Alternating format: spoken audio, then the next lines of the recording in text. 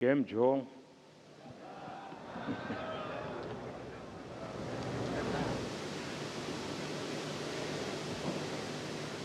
गुजरात के मुख्यमंत्री श्रीमान भूपेंद्र भाई पटेल, उप मुख्यमंत्री हर्ष संघवी, गुजरात सरकार के अन्य मंत्रीगण, सांसद और विधायकगण, एक्सेलेंसीज, उद्योग जगत के प्रतिनिधि, अन्य महानुभाव, देवी और सज्जनों, 2026 के आरंभ के बाद ये मेरा गुजरात का पहला दौरा है।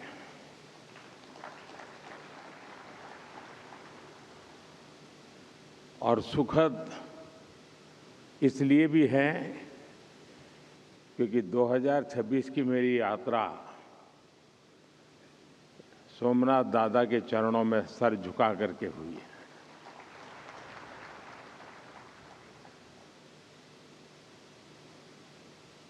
और अब मैं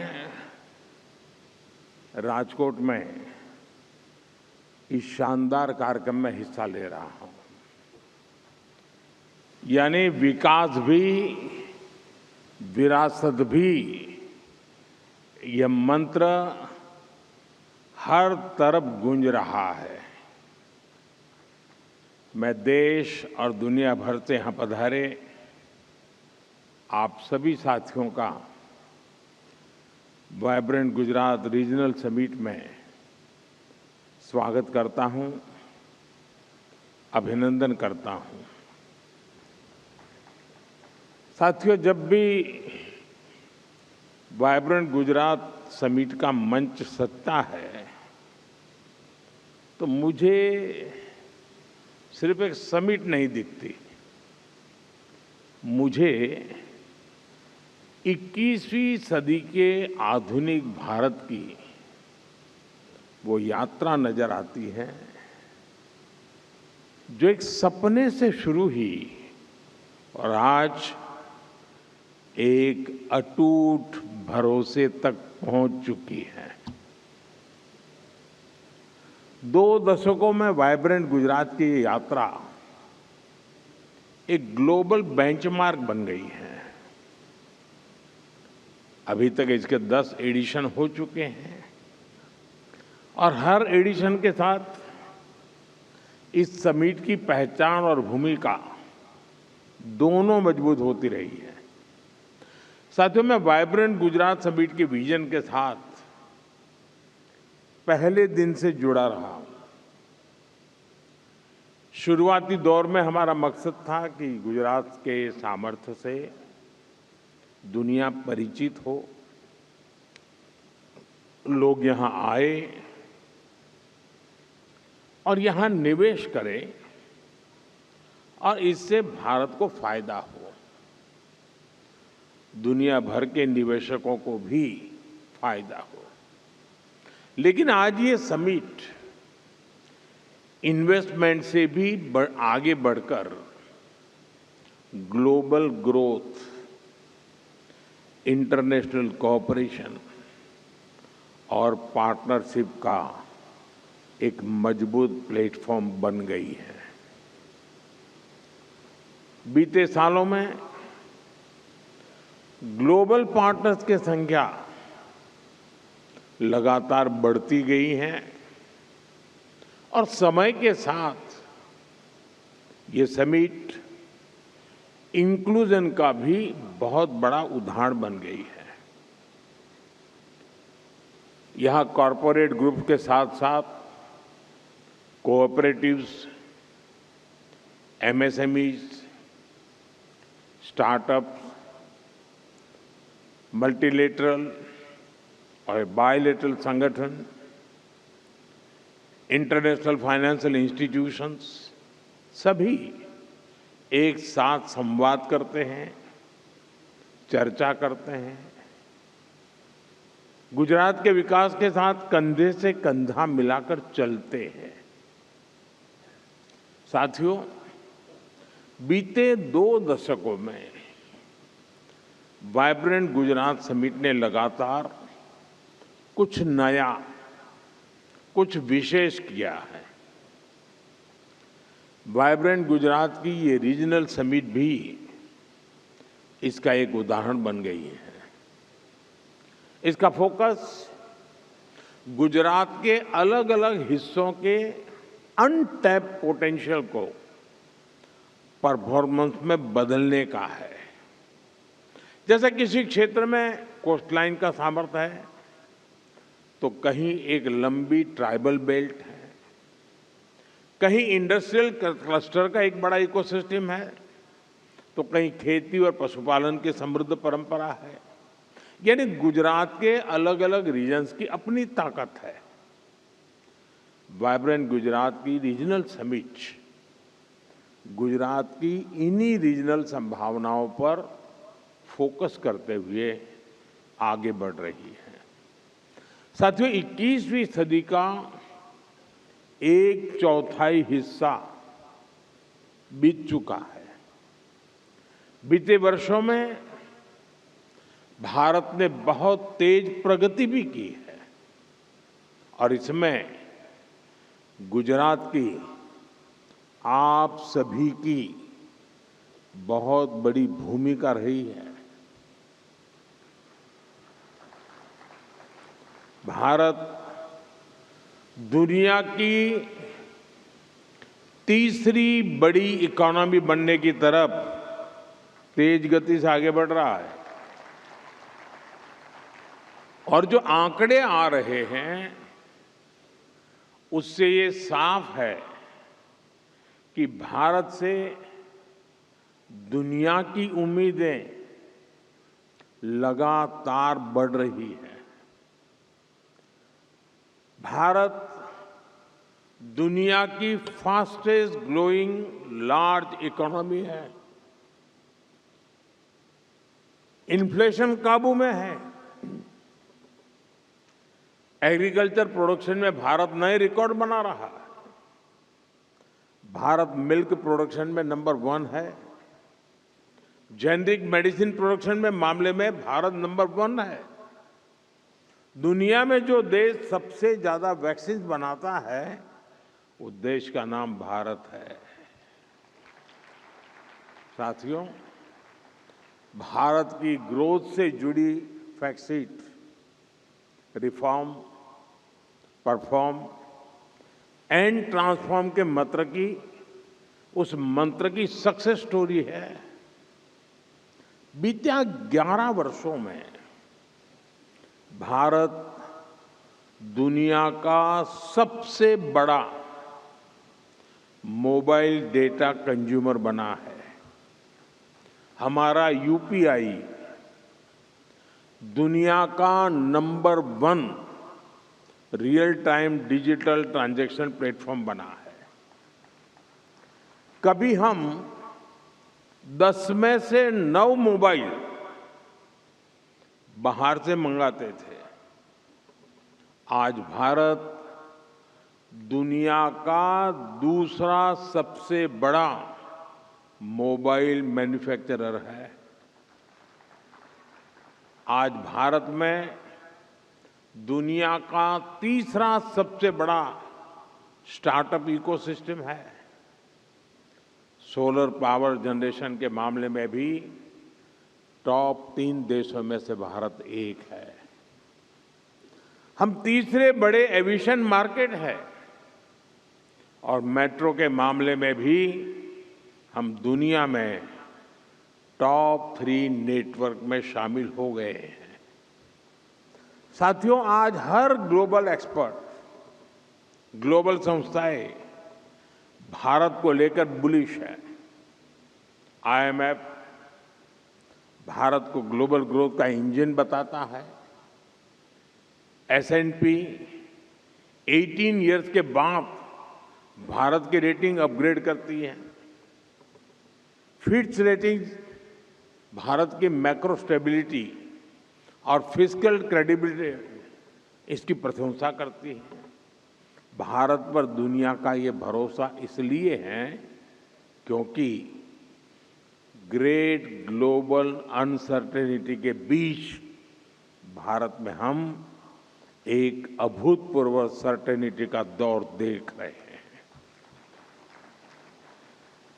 आज भारत में पॉलिटिकल स्टेबिलिटी है, पॉलिसी में कंटिन्यूटी है, भारत में न्यू मिडिल क्लास का दायरा बढ़ रहा है, उनकी परचेजिंग पावर बढ़ रही है और इन फैक्टर्स ने भारत को असीम संभावनाओं का देश बना दिया है। मैंने लाल किले से कहा था, यही समय है, सही समय है। देश और दुनिया के हर निवेशक के पास इन संभावनाओं का लाभ उठाने का यही समय है, सही समय है। और वाइब्रेंट गुजरात रीजनल समिट भी आप सभी इन्वेस्टर्स को यही संदेश दे रही है। सौराष्ट्र कच्छ में निवेश का यही समय है, सही समय है।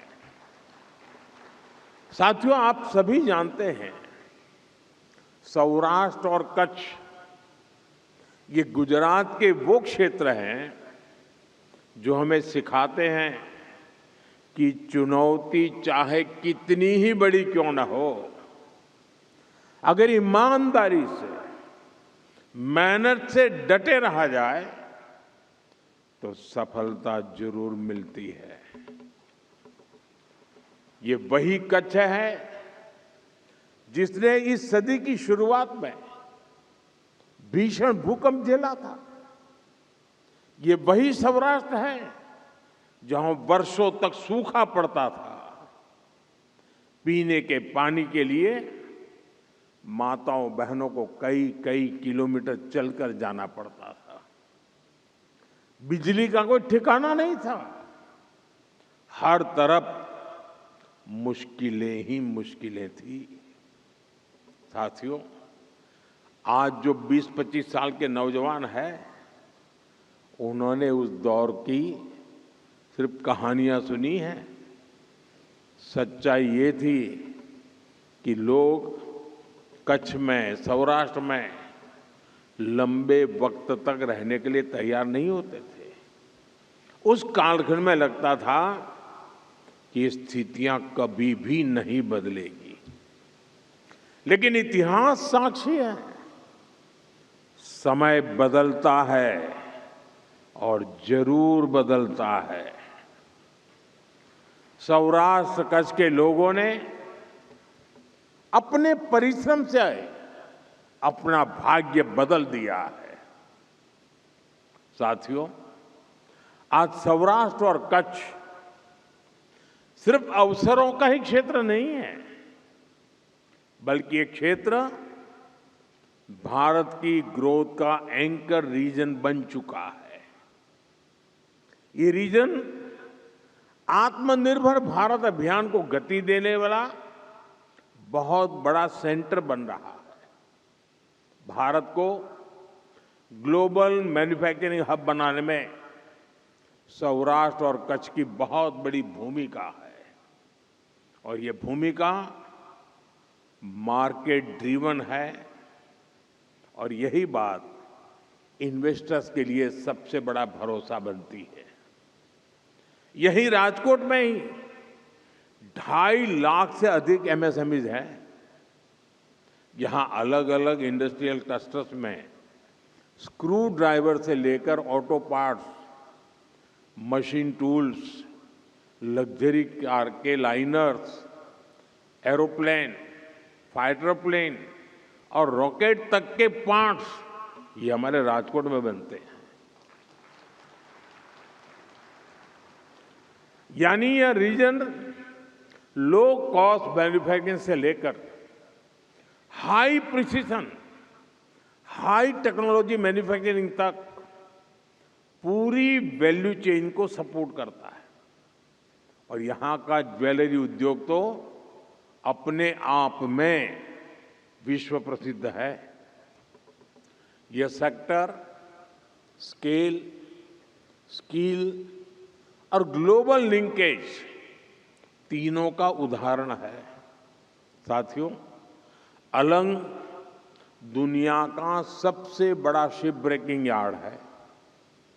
दुनिया के 1/3 शिप्स यहीं पर रिसाइकल होते हैं। यह सर्कुलर इकोनॉमी में भारत की लीडरशिप का भी प्रमाण है। भारत टाइल्स के बड़े प्रोड्यूसर में से एक है। इसमें भी मोरबी जिले का योगदान बहुत बड़ा है। यहाँ मैन्युफैक्चरिंग कॉस्ट कॉम्पिटिटिव भी हैं और ये ग्लोबली बेंचमार्क भी है। और मुझे याद है, सौराष्ट्र के अखबार के लोग यहाँ मौजूद होंगे और मेरे बाल नोच लेते थे। एक बार मैंने यहाँ सौराष्ट्र में भाषण में कहा था, मैं એમ કહેલું કે હું જોઈ શકું છું કે એક સમય એવો આવશે કે મોરબી, જામનગર અને રાજકોટ આ ત્રિકોણ મિની જાપાન બનશે।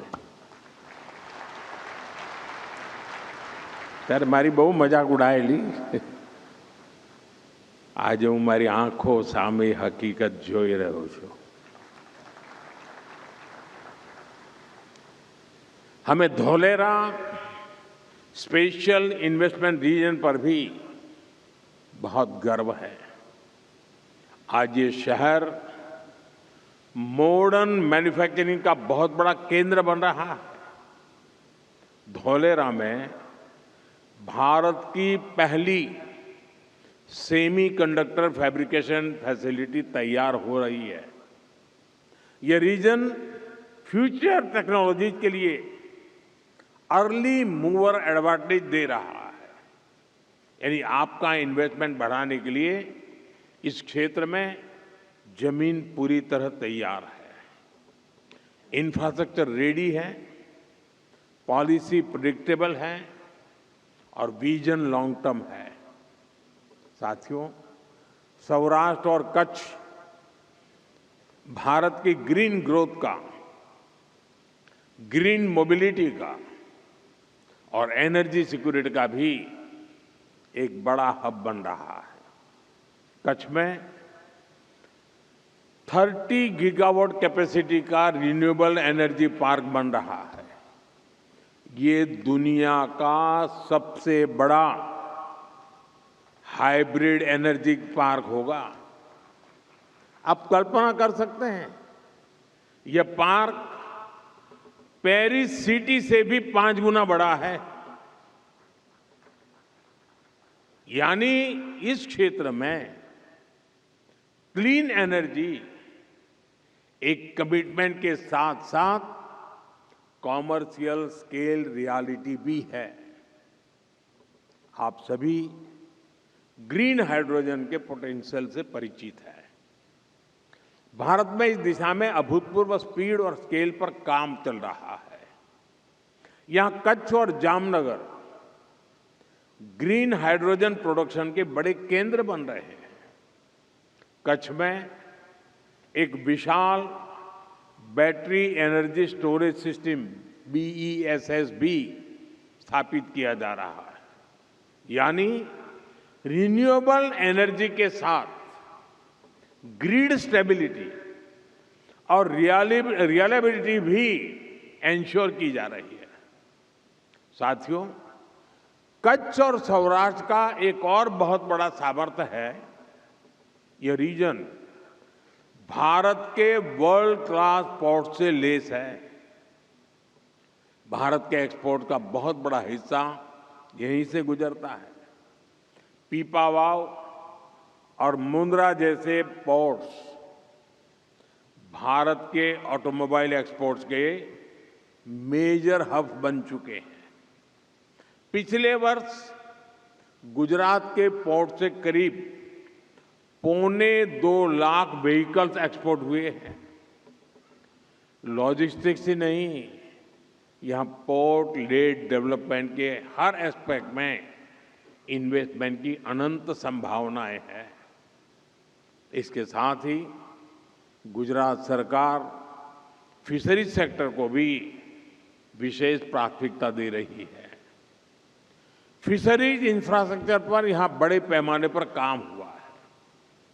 सी फूड प्रोसेसिंग से जुड़े इन्वेस्टर्स के लिए यह स्ट्रांग इकोसिस्टम तैयार है।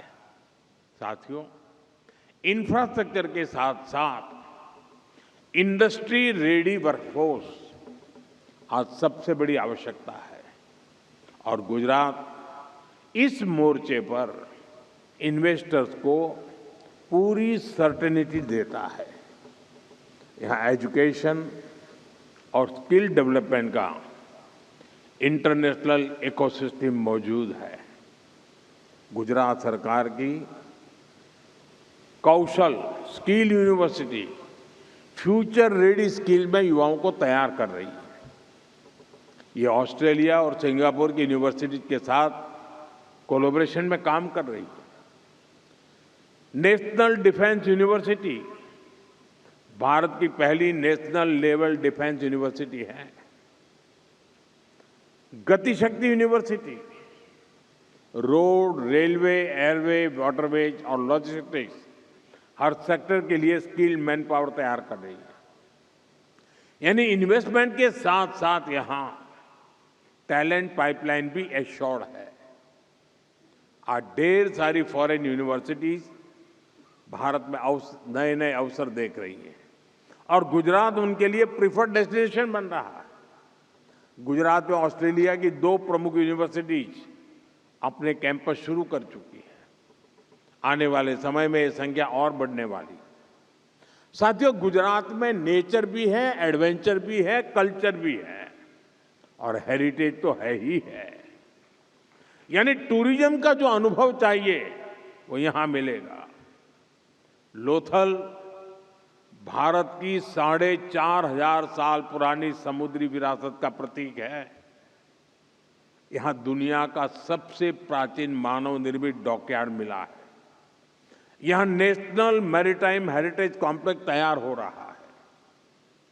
कच्छ में आजकल रण उत्सव का आयोजन भी हो रहा है। यहां की टेंट सिटी में रुकना एक अलग अनुभव होता है। साथियों, जो जंगलों का, वाइल्ड लाइफ का शौकीन है उसके लिए गिर फॉरेस्ट में एशियाटिक लायन के दर्शन से बेहतर भला क्या अनुभव हो सकता है। यहां हर वर्ष 9 लाख से अधिक पर्यटक आते हैं। जिसे समंदर का साथ अच्छा लगता है उनके लिए शिवराजपुर बीच है जो ब्लू फ्लैग सर्टिफाइड है। इसके अलावा मांडवी, सोमनाथ, द्वारका में भी बीच टूरिज्म के लिए अनेक संभावना है। यहां पासी में दीव भी है। दीव भी वाटर स्पोर्ट्स का, बीच गेम्स का बेहतरीन डेस्टिनेशन बन रहा है। यानी आप इन्वेस्टर्स के लिए सामर्थ्य से, संभावनाओं से भरा ये पूरा क्षेत्र है।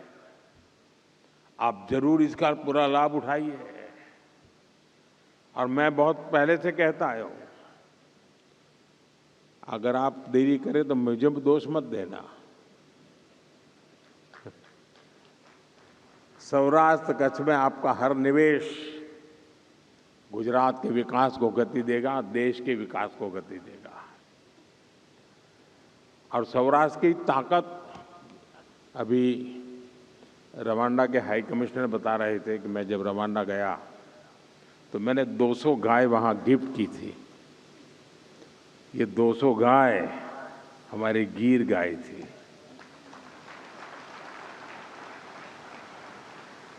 लेकिन उसकी एक विशेषता है, जब हमने 200 गाय दी वहाँ की ग्रामीण इकोनॉमी के लिए, तो उसमें एक नियम है कि गाय तो आपको देंगे, लेकिन उसकी जो पहली बछड़ी होगी वो आपको वापस देनी होगी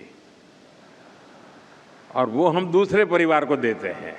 यानी इन दिनों वो 200 गाय से शुरू हुआ, हजारों परिवारों के पास गाय पहुंच चुकी है।